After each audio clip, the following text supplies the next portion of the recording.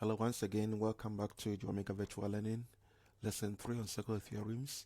And in this lesson, I'll be talking to you about intersecting chords inside a circle and intersecting secants outside a circle. And I'll be offering some proofs as to the relationship between the chords and secants. Okay, so Theorem 8, continue from where we left off in Lesson 2 for intersecting chords inside a circle. When two chords intersect in a circle, the product of the sections of one chord is equal to the product of the sections of the other chord. What this means is that CD is a chord, AB is also a chord. They intersect at point A. So the point of intersection split each chord into two sections. CE multiplied by ED is equal to AE multiplied by EB. That's what the rule is saying. Now, just to offer some proofs, I'm going to join BD with a chord and CA also with a chord. Now, these two chords are not parallel, so do not think of alternate angles. They are not parallel at all. Now, to prove the relationship, I must first establish that triangle CEA is similar to triangle EBD. So to prove similarity, first talk about the angles. These two angles are equal because opposite angles are equal. Angle A and angle D are in the same segment, because if you take CB as a chord, A and D are in the same segment, so they must be equal. So I'm going to mark them with red arcs. The same way, C and B are also in the same segment. If you look at AD as a chord, this segment C and B are in this segment, therefore they must also be equal. Now you realize that they all have the same angles inside them. So angle is a way of proving similarity between two triangles. So these two triangles, AEC and DEB, are similar. Now, if they are similar, I can now express corresponding ratios. And they must be equal. Corresponding ratios must be equal. That's what similar shapes tell us. So be careful with this corresponding side. Side CE is a line that forms the black angle with the blue line. And you see that this is also the line that forms the black angle with the blue line. So which means CE corresponds to EB. So our first ratio will be CE over EB. What should it be equal to? Also look at the red angle. It connects AE and the blue line. Now the blue line connects what? ED to form the red line. So our ratio now is CE divided by EB is equal to AE divided by ED. And when you rearrange, when I say rearrange, that means you cross multiply. ED times CE, EB times AE, you end up having exactly what you see here. And when you look at what you just formed here, you realize that, oh, CE actually is what? One part of a chord, and ED is the other section of the same chord. And also AE is one part of the other chord, and EB is the other section of the same chord. So all you need to do is to remember this. This is just a bit of proof to explain to you why we have this all the time. So let's look at an exam question. We are supposed to look for the value of x in each situation. So let's look at the first one. Products must be equal. So 12 times x must be equal to 10 times 9. 12 times x is 12x equals 10 times 9. So you just solve it like normal equation. So you now have x, 12x equals 90. Therefore, if you want x, you divide through by 12, and x is 90 over 12. And in one decimal place, x becomes 7.5 centimeters.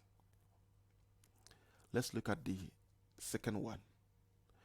We are supposed to form equations. So 4 times 2x as one side should equal to 6 times into bracket 4 plus x. Remember, the times now becomes bracket 4 plus x because we're multiplying a term by an expression. So if you quote your rule, substitute the values, AE is 2x times 4. That's what you see here. Then equals to 6 times the term, the expression, so you have 4 plus x into bracket. Expand the bracket. This is what you have. So 8x equals 24 plus 6x. Take away 6x from both sides.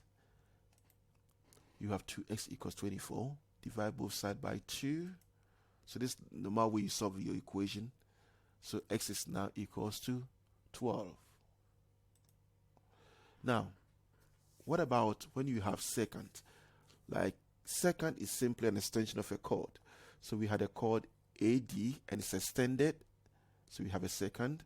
A chord CE and it's extended. So the point of intersection is now outside the circle. Now when that happens, the relationship is like this.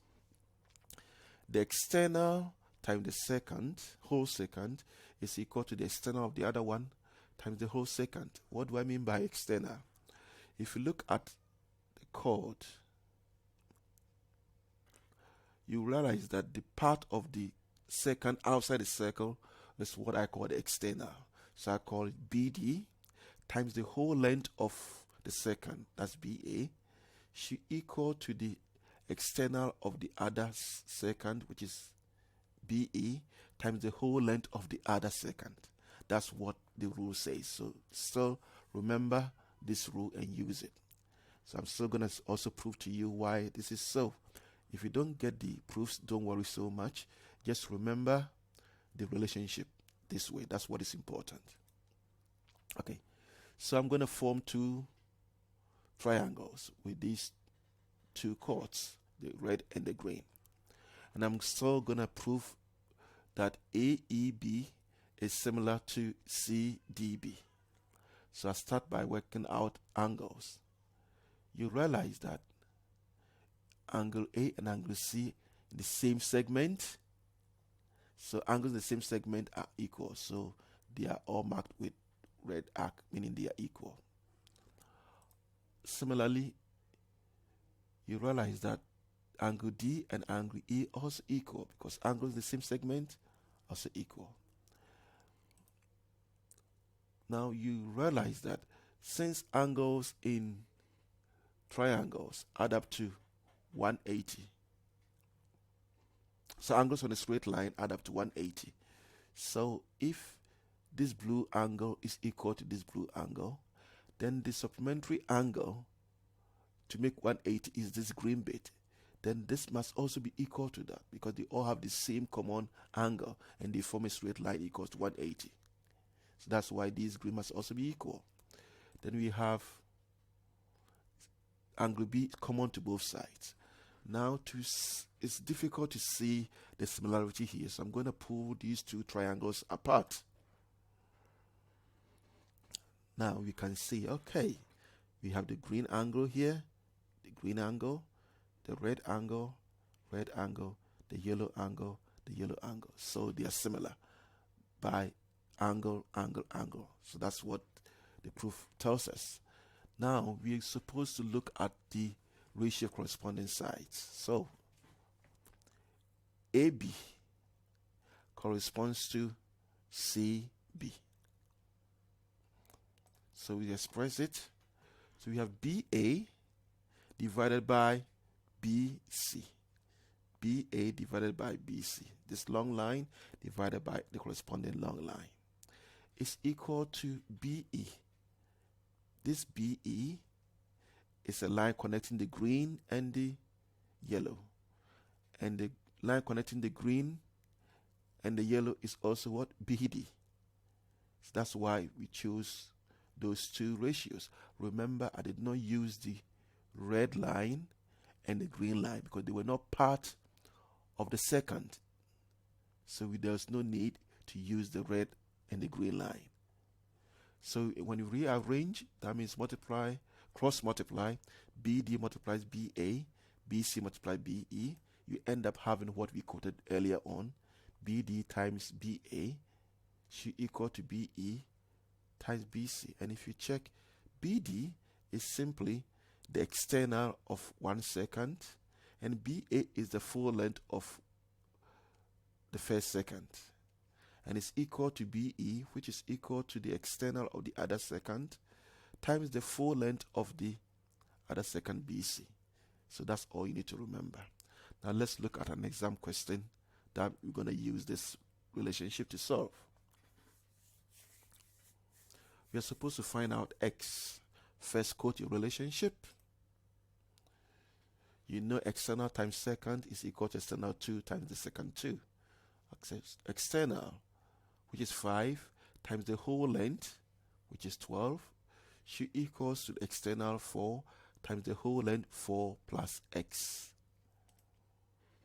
So 5 times 12 is equal to 4 times the whole length of the second 4 plus X. And remember, whenever you're multiplying expression by a term, you have to put the expression in bracket. So we're going to expand the bracket. 5 times 12 is 60. 60 equals 16 plus 4x. Now you solve it by taking 16 from both sides. And now divide through by 4. So you have x to be equal to 11 centimeters. So that brings us to the end of lesson 3 on circle theorems. We are left with the final lesson on intersection between a tangent and a secant. Intersection between tangent and a secant. That is lesson 4. Thanks for watching and share with your friends. Thank you.